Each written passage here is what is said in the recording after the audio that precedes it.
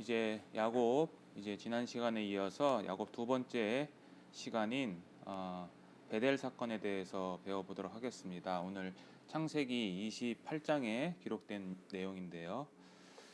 자, 우선 베델 사건은 야곱 생애에 있어서 중요한 두 가지 사건의 한 개의 사건으로 속합니다.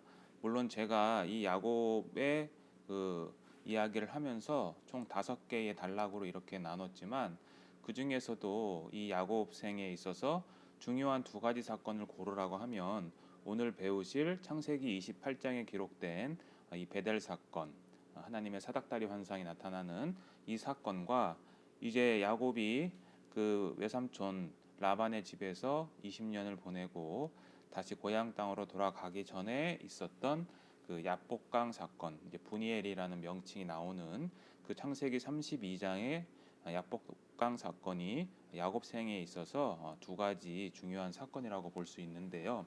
이 두 가지 사건은 공통점이 있습니다. 첫째는 시간적인 배경이 밤이고요. 그리고 그 야곱의 문제가 해결됐을 때 이제 동이 트는 그러한 시간적 배경을 나타내고 있고요. 두 번째는 둘 다 베델과 이 야복강에서 하나님을 만나게 됩니다. 그리고 세 번째는 장소, 그 장소의 이름을 이제 새롭게 짓게 되는데요.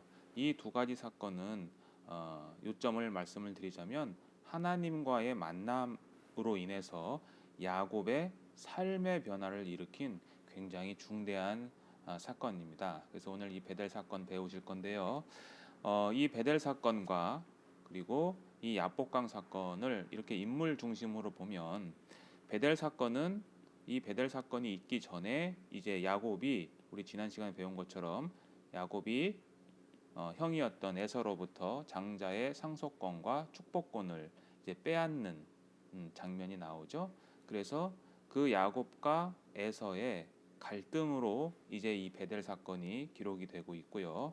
그리고 그 중간에 이제 외삼촌 라반의 집에 가서 이제 야곱과 라반 이야기가 나오고, 그리고 이제 야복강 사건에서는 다시 이제 20년 만에 돌아가지만 그 형 에서가 자신을 죽일 수도 있다라는 두려움 때문에 그런 이야기가 기록되어 있는데요. 이렇게 보면 이 야곱은 베델에서도 야곱과 형과 에서의 갈등이 있었고, 그 다음에 하란 땅에 가서도 외삼촌 라반과의 갈등이 있었고, 그리고 마지막으로 이제 돌아올 때도 다시 이 에서와의 갈등이 이렇게 순환되는 것을 우리가 알 수 있습니다. 그래서 야곱의 삶의 두 단계를 또 다른 것으로 구분을 하자면 야곱 삶의 첫 번째 단계는요, 사람들과의 갈등이 있습니다. 그리고 이 갈등으로 말미암아 그가 어려움을 겪었을 때 그는 이제 방금 말씀드린 것처럼 하나님과의 만남을 통해서 그 갈등과 어려움이 해결되는 그러한 구조를 나타내고 있습니다. 물론 이 창세기 28장에 기록된 이 베델 사건 이후에 이제 야복강 사건이 나오고, 야복강 사건에서 야곱이 바로 베델 땅으로 올라가지 않고 이제 세겜 땅에서 머무르고, 이 세겜 땅에서 하나님께서 베델로 다시 올려보내는 사건이 창세기 35장에 이렇게 기록되어 있습니다. 어쨌든 야곱 생의 중요한 두 가지 사건, 그 중에 하나인 이 베델 사건에 대해서 오늘 좀 구체적으로 배워보도록 하겠습니다. 이 베델 사건은 지역적으로 이제 그 아버지와 함께 살고 있었던 부엘세바로부터 이제 밧단 아람으로 되어 있죠. 고향 땅 하란으로 가는 그 여정 가운데에 중간에 있었던 사건입니다. 그래서 부엘세바에서 베델까지는 약 120km 떨어져 있는데요. 여기 지도를 보시면 여기가 부엘세바고요. 여기서 북쪽으로 한 120km 정도, 한 3일길 정도 된다고 합니다. 이쪽으로 올라가면 여기가 이제 베델이고요. 그리고 목적지는 저 위에 메소포타미아 지역이었던 이제 하란으로 가는 지역인데, 여기까지는 약 800km 정도 떨어진 곳입니다. 그래서 지역적으로는 바로 이 베델에서 있었던 사건이고요. 이때 야곱의 나이는요, 우리가 생각하는 것만큼 이렇게 젊은 나이는 아니었고요. 77세였습니다. 이 77세라는 나이는 어떻게 계산을 이제 하게 되냐면 야곱이 그 자신의 아들들과 함께 애굽의 총리됐던 요셉을 만나러 애굽으로 내려간 때가 자기가 130대라고 이렇게 고백을 합니다. 그러면 이 130대의 세에 당시 요셉의 나이는 몇 살이었냐면 요셉은 총리가 이집트 총리가 된 게 30세의 총리가 됐고요. 그리고 그 뒤에 7년 풍년 사건이 있고 그 뒤에 다시 이제 7년 흉년이 드는데 그 7년 흉년이 되는 2년째 되는 이때에 그러니까 다시 말하면 요셉이 39세가 됐을 때 그 야곱이 애굽에서 만나는 겁니다. 그러면 거꾸로 계산을 하면 요셉이 태어났을 때의 나이는요. 130세에서 39세를 빼면 몇 세냐면은 91세입니다. 그러니까 요셉은 야곱의 나이 91세 때 태어난 거죠. 그러면 요셉이 언제 태어났냐를 알면 우리가 이때의 나이를 알 수 있는데 요셉의 태어난 나이는요. 라반의 집에서 14년간의 생활이 끝나갈 무렵에 요셉이 태어났거든요. 그러면 정리를 하면 91 마이너스 14를 하면 77세에 이제 이 하란 땅으로 가는 겁니다. 그러니까 결코 작은 나이가 아니고요.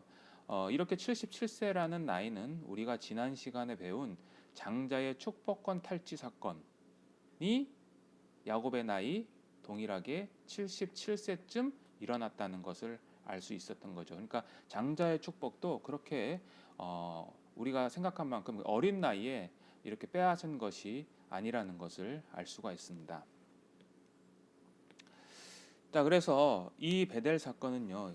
야곱의 생애에 있어서 하나님과 직접 만나는 첫 번째 사건이에요. 두 번째 사건은 야복강 사건이거든요. 그래서 이 창세기 28장은 하나님의 만남을 굉장히 강조하고 있습니다. 우리 성경에 본즉 또 본즉이란 표현이 되어 있는데요. 12절에서 13절 상반절까지 보면 이 베힌네라고 하는 히브리어 단어가 보다라는 단어가 총 3번이 등장하는데요. 첫 번째 등장하는 곳은 이렇게 되어 있죠. 하늘까지, 그러니까 땅에서부터 하늘까지 닿아 있는 사다리를 본다라고 할 때 베힌나라는 단어를 사용하고요. 그리고 그 두 번째 천사가 그 야곱 위에 오르락 내리락 하는 것을 본다라고 할 때 두 번째 사용이 되고요. 그리고 13절 상반절에 그 위에 여호와께서 서신 것을 본다라고 할 때 이 베힌네라는 단어가 사용이 되어 있습니다. 그러니까 하늘까지 닿아 있는 사다리를 봤고요. 그 다음에 그 사다리의 구성원이죠. 사다리가 무대라고 한다면 이 구성원들 출연진들이 천사들인데 천사들을 보고요. 그리고 맨 마지막에 이제 여호와께서 서신 것을 본다라는 것으로 초점이 이렇게 맞춰집니다. 그래서 하나님의 만남을 굉장히 강조하고요. 히브리어 단어로도요. 이 하늘까지 닿았다는 사다리를 본다라고 할 때는 히브리어 단어가 7개가 사용이 되고요. 천사가 오르락 내리락을 한다는 것을 본다 했을 때는 히브리어 단어가 6개, 그리고 여호와께서 서신 것을 본다라고 할 때는 히브리어 4개로 점점 이렇게 줄어드는 것도 볼 수가 있습니다.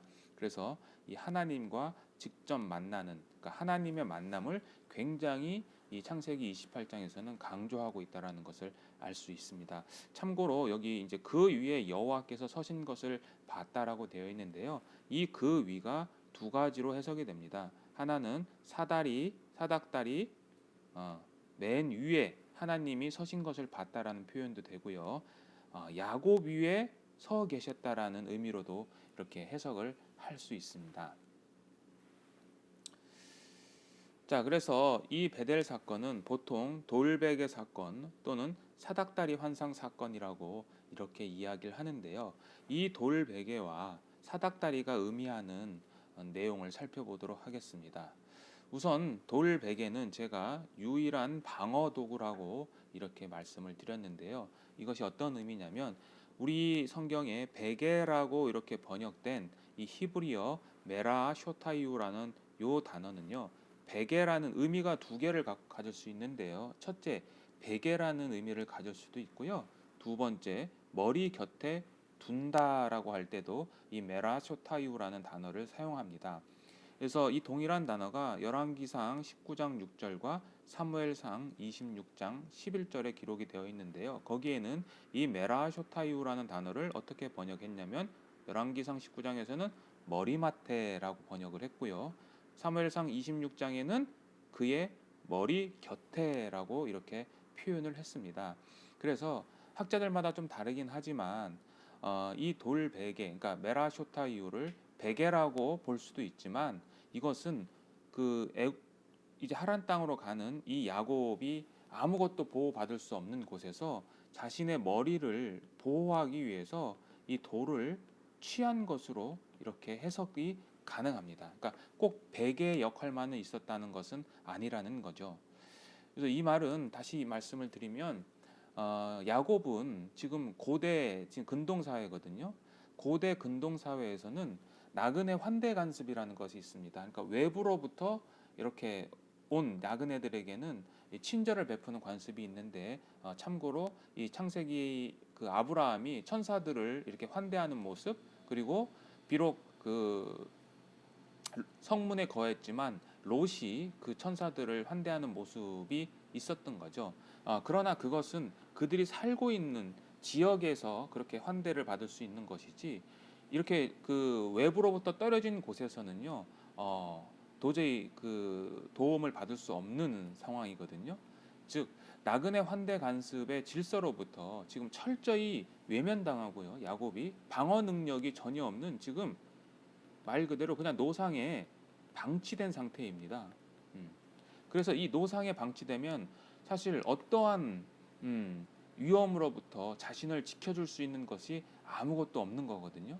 그래서 야곱이 배웠던 이 돌 하나는요, 지금 현재 아무로부터 보호받을 수 없는 그런 야곱의 보호막 역할을 한 것입니다. 그러니까 야곱의 생명을 외부적인 위험으로부터 지켜줄 지금 유일한 방어 도구가 뭐냐면 지금 베개, 돌베개 하나였다는 거죠.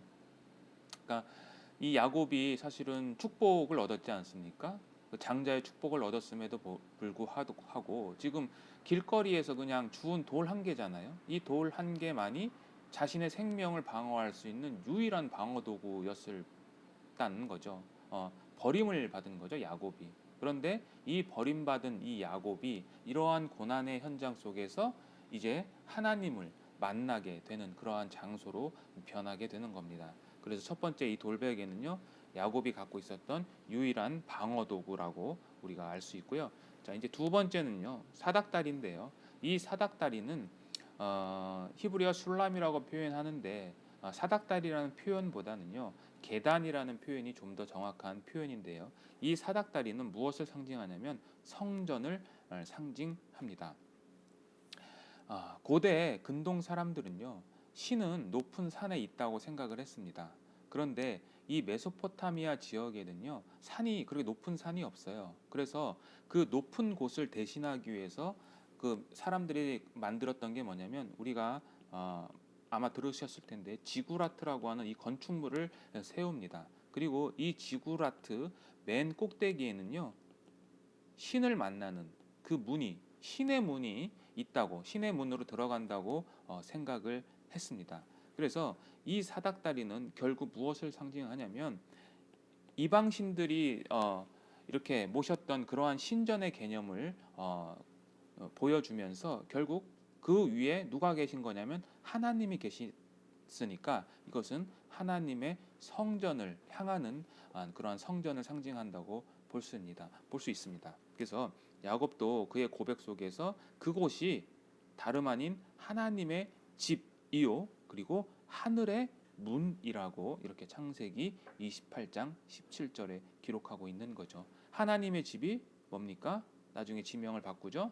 이곳이 바로 벳엘, 그러니까 벳엘, 하나님의 집. 베트가 집이죠. 엘이 하나님. 그래서 하나님의 집인 거죠. 그래서 원래 옛 지명이었던 루스로부터 이제 벳엘로 이제 변경이 되는 것을 알 수가 있습니다. 그래서 이 베델 사건에 있었던 상징적인 이 돌베개, 상징이었던 돌베개와 사닥다리는 각각 유일한 방어도고요. 그리고 성전을 상징한다고 우리가 볼 수 있습니다.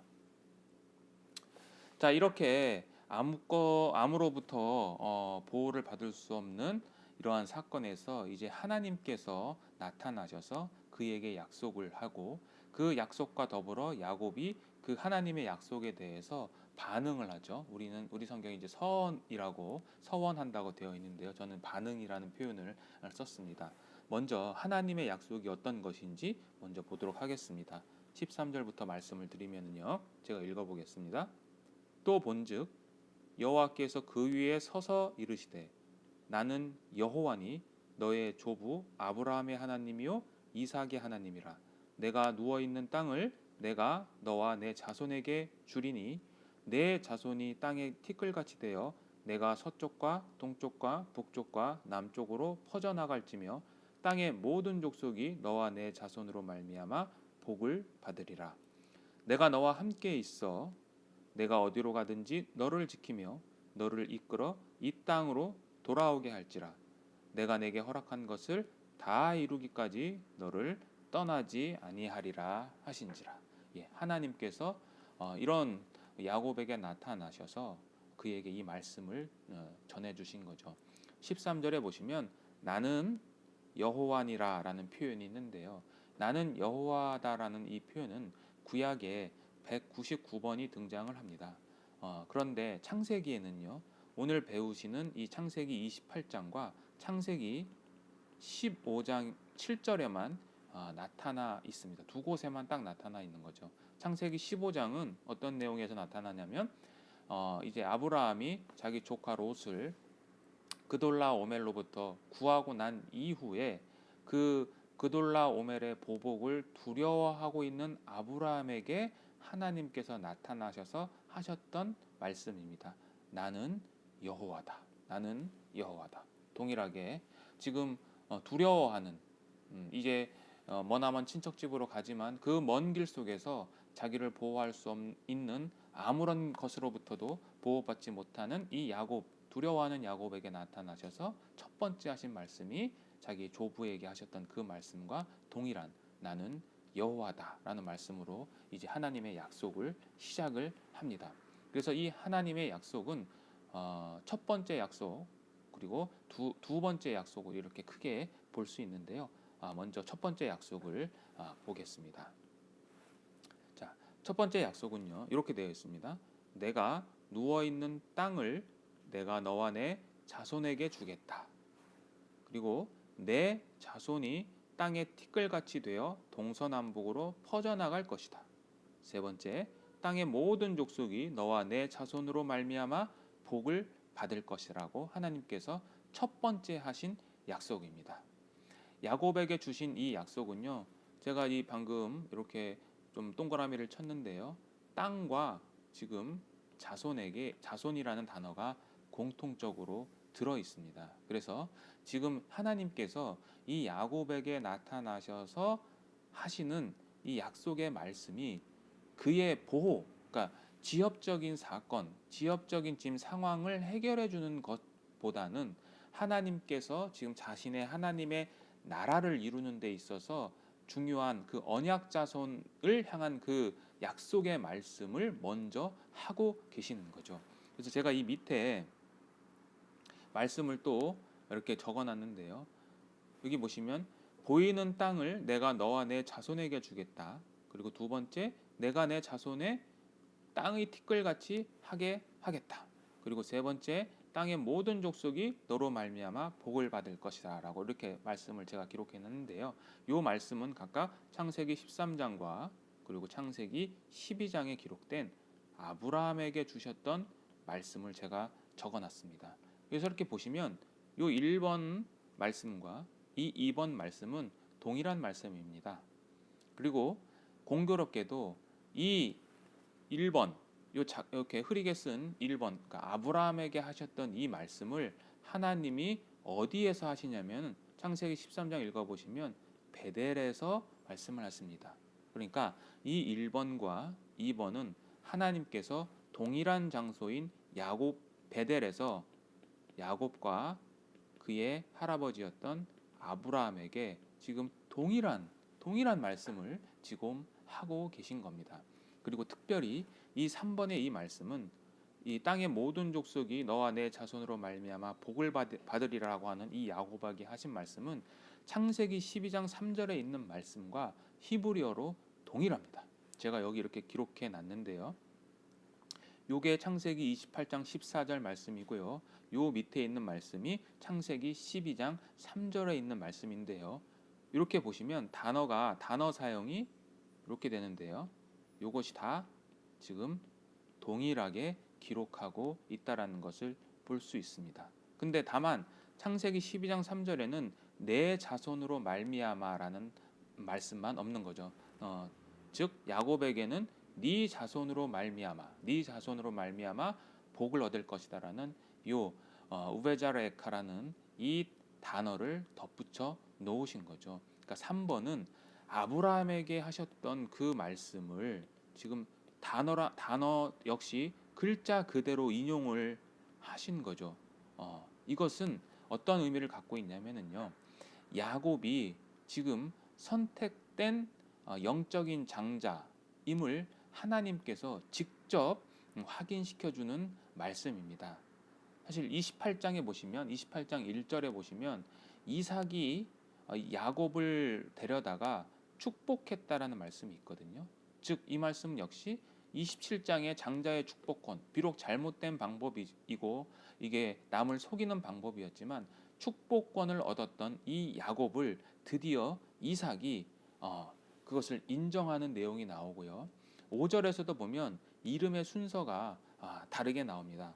야곱이 먼저 나와요. 야곱과 에서의 어머니 리브가라고 이렇게 이제 앞쪽으로 야곱의 이름이 바뀌는 거죠. 그러니까 요 말씀은 창세기 28장 1절의 서두에 이삭이 야곱이 선택된 장자라는 것을 인간적으로 이제 인정을 하는 거라면 이 말씀은 하나님께서 이제 야곱을 선택된 그의 하나님 나라를 확장하는 데 있어서의 장자권을 있다라는 것을 확인시켜주는 그러한 굉장히 중요한 말씀입니다.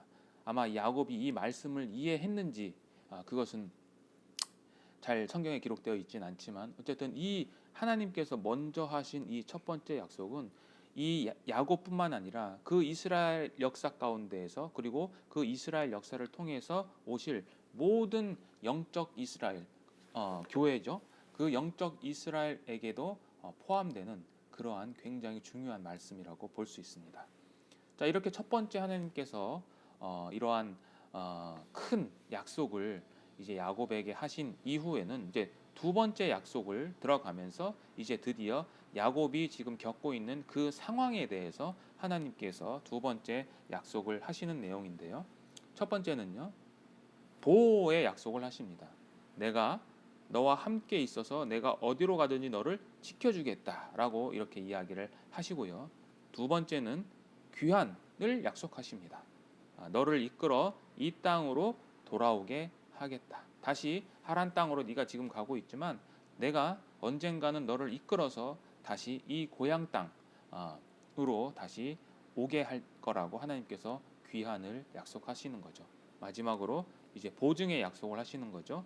본인이 하나님께서 자신이 말씀하신 그 모든 것들 그리고 하나님께서 허락한 것이죠. 지금 이 허락한 것을 다 이루기까지 너를 떠나지 않겠다라고 하나님께서 이제 두 번째 약속을 하십니다. 그래서 보호의 약속, 귀환의 약속, 보증의 약속이 이렇게 기록되어 있는데요. 이 약속에 있어서 특이할 만한 점은요.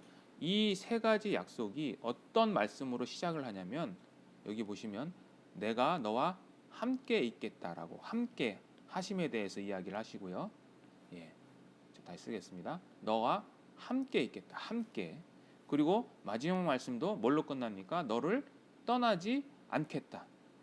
즉 이 말씀은 임마누엘의 하나님, 임마누엘이시죠? 임마누엘로 시작해서 지금 임마누엘로 끝나는 거죠. 그러니까 야곱에게 있어서 중요한 것은 하나님께서 무엇을 해주겠다, 너를 이끌어주겠다. 뭐 그것도 굉장히 중요한 말씀이지만 가장 중요한 말씀은 이 첫 번째 서두에 있는 말씀과 이 끝에 있는 이 말씀, 너와 함께 있겠다는 말씀이신 거죠. 이것은 우리에게도 영적인 교훈인 거죠. 우리가 여러 가지 어려움이나 또는 두려움에 처해 있을 때 우리가 겪고 있는 그 상황을 해결해 주시는 것도 굉장히 중요하지만 가장 중요한 우리의 삶에 있어서 신앙인의 의식은 하나님이 그럼에도 불구하고 지금 나와 함께 하셨고 함께 하고 계시고 그리고 내가 겪고 있는 그 모든 상황은 하나님께서 지금 요 기록한 것처럼 허락하신 것이다라는 것을 우리가 명심해야 될 것입니다. 그래서 이 하나님의 두 번째 약속을 이렇게 받죠. 그래서 하나님은 첫 번째 약속 그리고 이제 두 번째 약속을 이제 야곱에게 이 두려움에 떨고 있는 야곱에게 하셨죠. 자, 그래서 이제 야곱이 그 말씀을 듣고 야곱이 이제 반응을 합니다. 제가 한번 읽어보겠습니다. 야곱이 서원하여 이르되 하나님이 나와 함께 계셔서 내가 가는 이 길에서 나를 지키시고 먹을 떡과 입을 옷을 주시어 내가 평안히 아버지 집으로 돌아가게 하시오면 여호와께서 나의 하나님이 되실 것이요 내가 기둥으로 세운 이 돌이 하나님의 집이 될 것이요 하나님께서 내게 주신 모든 것에서 10분의 1을 내가 반드시 하나님께 드리겠나이다 하였더라. 이 말씀이 바로 야곱의 반응이고 우리 성경은 이것을 서원이라고 이렇게 기록하고 있는데요. 이 야곱의 말씀 그리고 이 야곱의 서원은 구약 성경에서 가장 긴 서원입니다. 그리고 이 서원의 내용 중에서 내가 11조를 바치겠다고 하는 서원은 최초로 지금 기록하고 있습니다. 근데 자세히 읽어보면은요, 여기에는 야곱의 요구 조건들이 있습니다. 이걸 한번 구체적으로 좀 살펴보겠는데요. 자, 야곱의 반응이죠. 야곱의 반응은 이렇게 조건이 있고요. 그리고 그 조건이 맞으면 이렇게 하겠다라고 하는 이 귀결절로 구분을 합니다. 그래서 조건을 야곱이 어떻게 거냐면요. 첫 번째, 하나님이 나와 함께 하시며 그리고 내가 가는 이 길에서 나를 지키시고 내게 먹을 양식과 입을 옷을 주시며 내가 평안히 내 아버지 집으로 돌아가면 그리고 여호와께서 나의 하나님이 되신다면 만일 이렇게 되신다면 내가 이렇게 귀결 이렇게 하겠다라는 거예요. 우리 성경에 이 5번은 여호와께서 나의 하나님이 되실 것이오라고 했지만 이것은 직역을 하면 조건절입니다. 여호와께서 나의 하나님이 되신다면 이렇게 5가지의 선행 조건을 지금 하나님한테 요구하는 거예요. 그러니까 하나님이 자신의 요구 조건을 지키실 경우에만 내가 이 2가지를 시행하겠다라는 거죠. 무엇을 하겠다고 기록됐냐면 첫 번째, 내가 기둥으로 세운 이 돌이 하나님의 집이 될 것이고 그리고 하나님께서 내게 주신 모든 것에서 10분의 1을 내가 반드시 하나님께 드리겠다라고 이야기를 하는 겁니다. 그래서 이 2가지 성전과 11조에 대한 이야기를 하는데요. 사실은 야곱 입장에서는 손해볼 게 아무것도 없는 거죠. 하나님께서 자신에게 주신 모든 것, 자기 지금 아무것도 없는데 공짜로 얻은 거잖아요. 그 하나님께서 자기에게 주신 것에서 지금 10분의 1만 바치겠다라고 이렇게 이야기를 하고 있는 거죠. 그리고 이 조건들 그리고 이 시행하겠다는 이 말씀은 특히 이 요구 조건은요. 자세히 보시면 하나님께서 사실은 이 하나님의 약속하신 그 말씀에 다 포함되는 겁니다. 귀환의 약속, 보호의 약속 등등이 전부 다 하나님이 먼저 말씀하신 것에 다 포함되어 있음에도 불구하고 그렇게 하나님께서 약속하셨음을 들었음에도 불구하고 지금 다시 한번 물어본다는 것, 조건을 건다는 것은 아직까지 야곱은 이 하나님을 믿지 못하는 거죠. 전능하신 하나님을 지금 믿지 못하고 조건을 걸고 있는 겁니다. 자, 그래서 어쨌든 그렇게 해서 하나님께서 주신 모든 것을 이제 11조를 바치겠다고 하는 거죠. 참 우리가 제가 느껴도 이 야곱은 정말 이 협상가로서의 능력은 굉장히 대단한 것 같습니다. 그런데 이 협상을 지금 누구랑 하는 거냐면 하나님을 향해서 요구 조건을 거는 거잖아요. 자, 우리의 모습과 비슷한 모습을 많이 보여주고 있죠. 우리도 하나님께서 우리에게 주신 풍성한 은혜, 그 모든 것들을 잊어버리고 하나님께서 내 기도를 들어주신다면 내가 이렇게 이렇게 살겠습니다라고 할 때가 우리가 참 많이 있는 것 같습니다. 우리도 참 아직도 야곱과 같은 그런 속성이 많이 있는데요. 자, 그럼에도 불구하고 여기서 이 야곱의 변화된 모습을 볼 수 있는데요. 지금 드리겠다라고 하잖아요. 하나님께 드리겠다. 비록 10분의 1이지만 드리겠다라고 이야기를 하는 거죠. 지금까지 야곱 생애에 있어서 자기가 갖고 있었던 것을 준 적은 없습니다. 모든 것을 빼앗았잖아요. 그는 빼앗는 자였습니다. 우리가 지금 지난 시간에 배운 것처럼 그는 빼앗는 자지만 이제 처음으로 주는 자로 어떻게 변해가고 있는 거죠. 조금씩 변해가는 거죠. 자, 우리의 삶도 우리가 정말 하나님을 위해서 한 번에 또 단번에 그 하나님을 위해서 모든 것을 드리는 자가 돼야 하지만 우리는 그렇지 못하고 하나님께 내가 가진 것 그리고 내가 가진 능력이라고 생각을 하고 그것을 조금씩 하나님 앞에 드리는 모습이 또 우리와도 비슷한 것을 볼 수가 있습니다. 자, 어쨌든 이렇게 야곱은 서원을 했고요. 그런데 나중에 보시면 이 11조를 사실 행했다는 기록은 성경에 나오지 않습니다. 자, 그래서 이 야곱의 이 28장에 기록된 생애를 이 브루스 월키라는 이 신학자가 자신의 창세기 주석에서 이렇게 표현을 했는데요. 제가 한번 좀 읽어보겠습니다. 고향으로부터 도망가며 다름질하는 한 사람이 하나님께 달려간다. 하나님께. 형제를 두려워하던 한 사람이 이젠 하나님을 두려워한다. 어떤 한 장소가 다름 아닌 하나님의 장소가 된다. 그리고 바위가 성소가 된다. 밤이 아침으로 바뀐다. 가나안 땅이었던 루스가 하나님의 집인 베델이 된다. 그리고 그 꿈이 성취될 때 야곱은 드디어 이스라엘이 될 것이다 라고 이렇게 얘기했습니다. 그래서 저는 이 브루스 월키의 이 말씀을 이렇게 정리를 했는데요. 세속인이었던 야곱을 하나님께서 예배자로 만들어내시는 은혜의 사건이다라고 저는 이렇게 결론을 냈습니다. 우리 또한 마찬가지죠. 우리가 곁길로 나아갈 때 어떻게 해서든지 당신의 자녀로 당신의 백성으로 만들어내시는 하나님의 은혜 가운데 우리가 살아가고 있다는 것을 명심을 해야 된다는 거죠. 그러니까 야곱 같은 자를 지금 예배자로 만드시는 분은 누구의 노력이냐면 야곱의 노력이 아니라 하나님의 열심이고 그분의 은혜인 거죠. 야곱이 하나님을 먼저 찾은 게 아니잖아요. 이 돌베개에서 자고 있을 때 야곱이 하나님을 찾은 것이 아니라 하나님이 야곱을 찾아오신 거잖아요. 하나님이 야곱을 이 도망자였던 야곱을 예배자로 만드는 겁니다.